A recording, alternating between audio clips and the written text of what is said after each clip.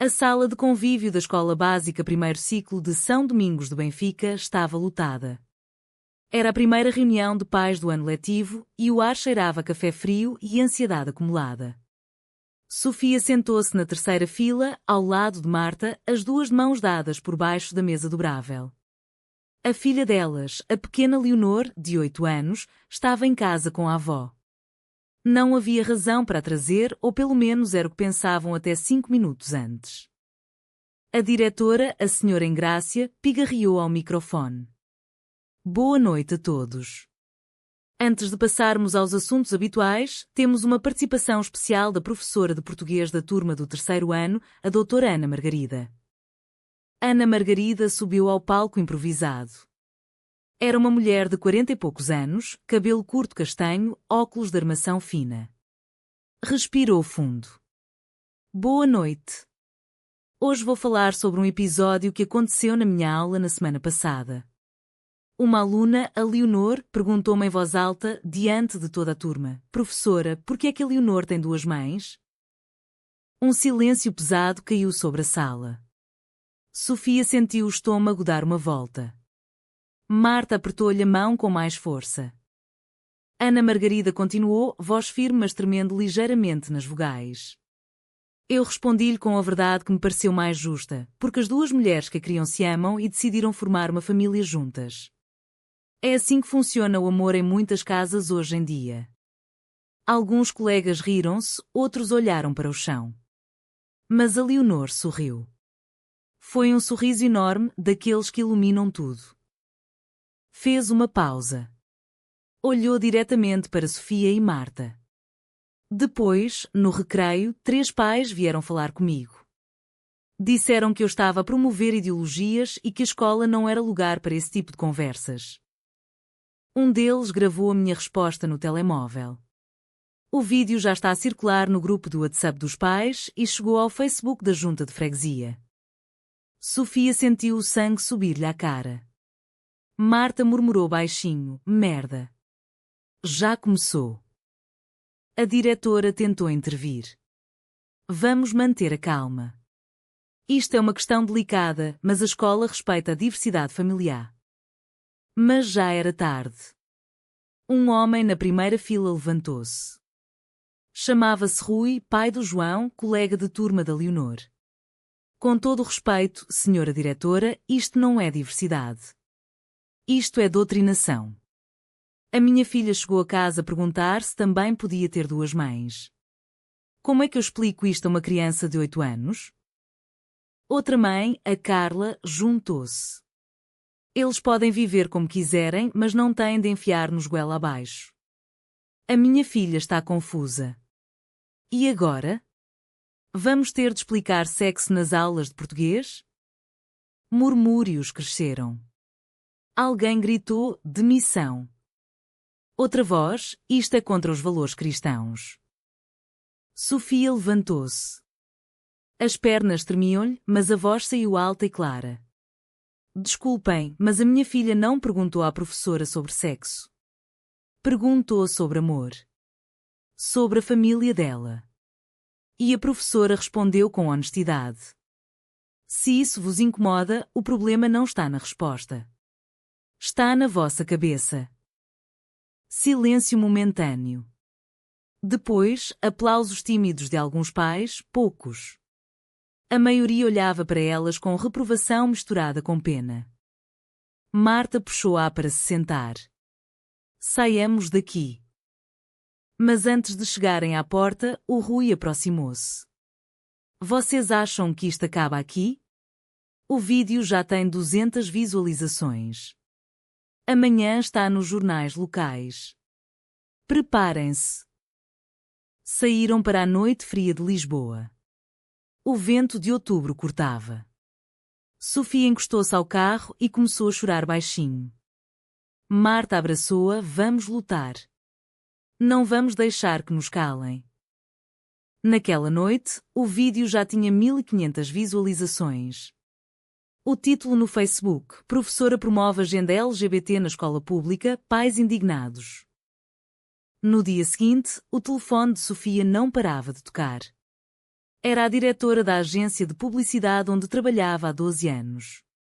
Sofia, precisamos de falar. Há pais de alunos nossos a ligar, a dizer que não querem trabalhar connosco se continuarmos a ter uma funcionária que aparece em vídeos assim. O cliente principal, a marca de produtos infantis, está a pressionar. Sofia sentiu o chão fugir-lhe. Estás a pedir-me para me demitir? Não. Estou a pedir-te para ficares em casa uns tempos. Home office, digamos. Até isto acalmar. E se não acalmar? Silêncio do outro lado. Então tomamos outras medidas. Marta, que era médica de família num centro de saúde em Odivelas, também recebeu um e-mail do Conselho de Administração. Recebemos várias queixas formais de utentes. Alegam que a tua orientação sexual pode influenciar o atendimento a crianças. Pedem uma auditoria ao teu comportamento profissional. Marta leu o e-mail em voz alta, voz rouca. Eles usam a palavra alegam. Como se fosse uma acusação de crime. Leonor chegou da escola com os olhos vermelhos. Mãe, os meninos disseram que eu sou esquisita porque tenho duas mães. A professora Ana disse para eu não ligar, mas dói. Sofia ajoelhou-se à frente dela. Tu não és esquisita, meu amor. És amada. Mais do que muita gente. E nós vamos proteger-te, está bem? Mas nessa noite, o primeiro artigo saiu no jornal local online. Escândalo na escola de Benfica. Professora defende casal lésbico em reunião de pais. A foto era granulada, tirada com telemóvel, Sofia e Marta de mãos dadas, olhares desafiadores. Os comentários eram brutais. Deviam tirar-lhes a criança. Isto é abuso. Portugal está a perder os valores. Sofia passou a noite em claro a ler cada insulto. Marta tentou dormir, mas acordava a cada hora. E se nos tentarem tirar a Leonor? Não podem. Temos a adoção legal desde 2017. Casamos em 2015. Tudo certinho. Mas e a opinião pública? E se abrirem um processo por incitamento à confusão de menores ou coisa do género? Era um medo real. Nos últimos anos, grupos conservadores tinham tentado vários projetos de lei para limitar a educação sobre diversidade nas escolas. Ainda não tinham passado, mas o clima estava pesado. Na manhã seguinte, Ana Margarida ligou. Meninas, a direção quer uma reunião de emergência amanhã. Vão propor transferência para outra escola. Ou demissão voluntária. Sofia sentiu raiva pura. Não vais aceitar, pois não? Não sei. Tenho 2 filhos para criar. Se me despedirem por isto, fico sem nada. Marta interveio. Nós contratamos um advogado. Vamos lutar juntas. Mas o advogado, quando as recebeu no escritório pequeno em Campo de Ourique, foi direto. Vocês têm razão legal. Mas a opinião pública está contra. Se isto chegar aos tribunais, vão arrastar-vos por lama durante anos. A Leonor vai sofrer na escola, na rua, em todo lado.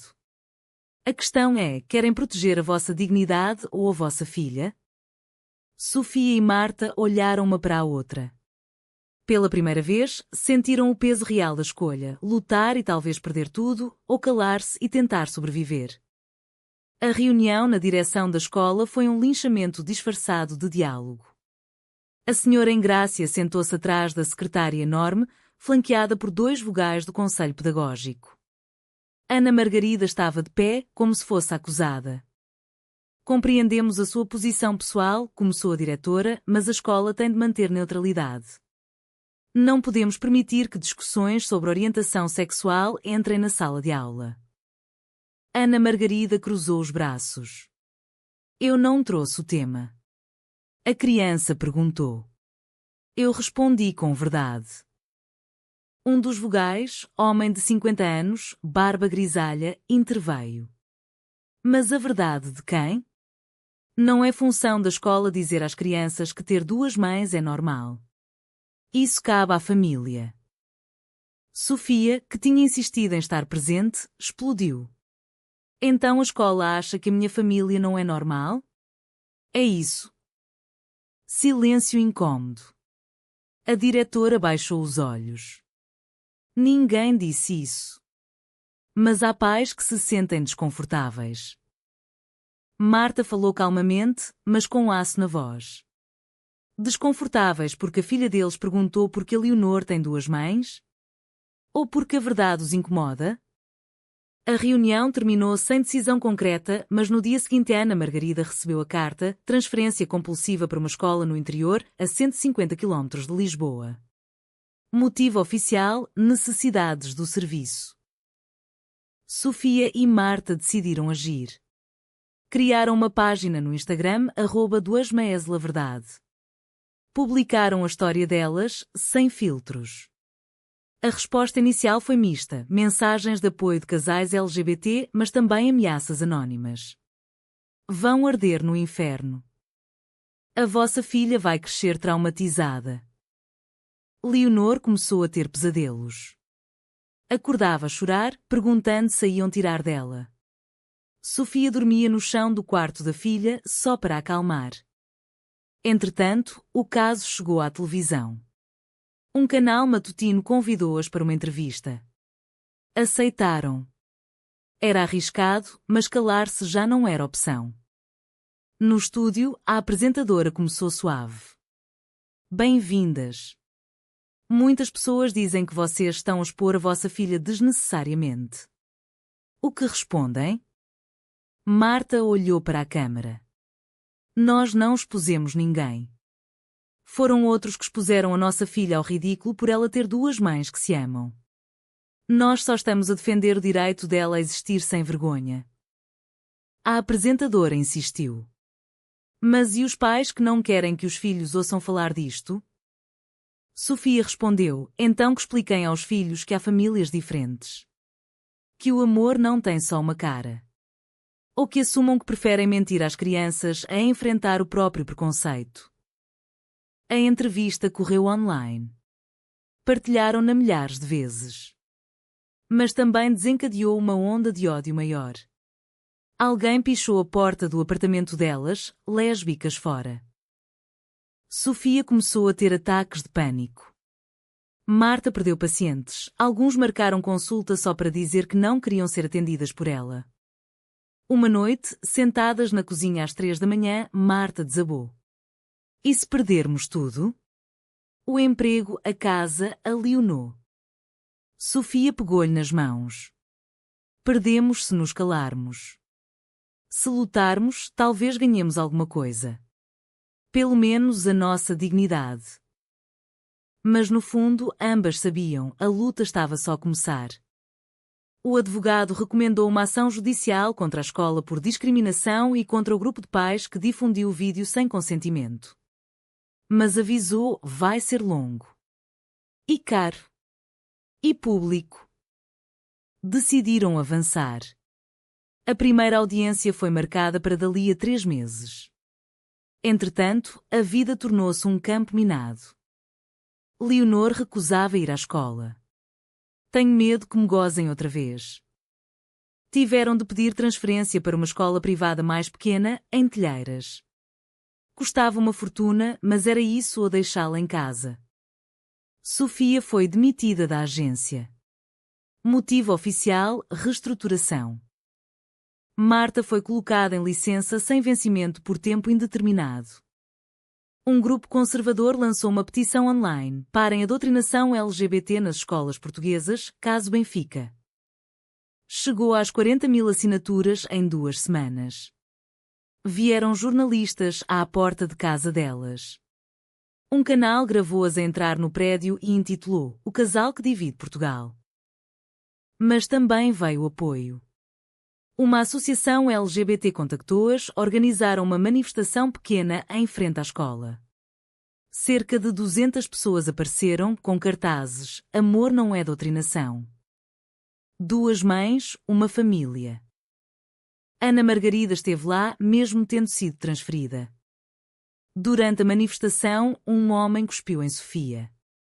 A polícia interveio. As imagens correram nas redes. O ódio aumentou, mas também a solidariedade.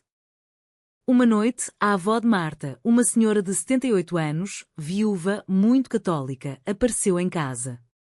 Sentou-se na sala, mãos a tremer. Eu vi na televisão. Chorei muito. Não porque vocês são duas mulheres. Chorei porque vi a minha neta sofrer e não fiz nada. Abraçou-as às duas. Eu apoio-vos. Sempre. E se alguém falar mal, que venha falar comigo. Foi a primeira vez que choraram de alívio. Mas o preço continuava alto. Sofia começou a tomar ansiolíticos. Marta perdeu 8 quilos em 2 meses. Leonor desenhava sempre a mesma coisa, 2 mães e uma menina, mas agora com uma nuvem preta por cima. Chegou a carta do tribunal, a escola oferecia acordo extrajudicial.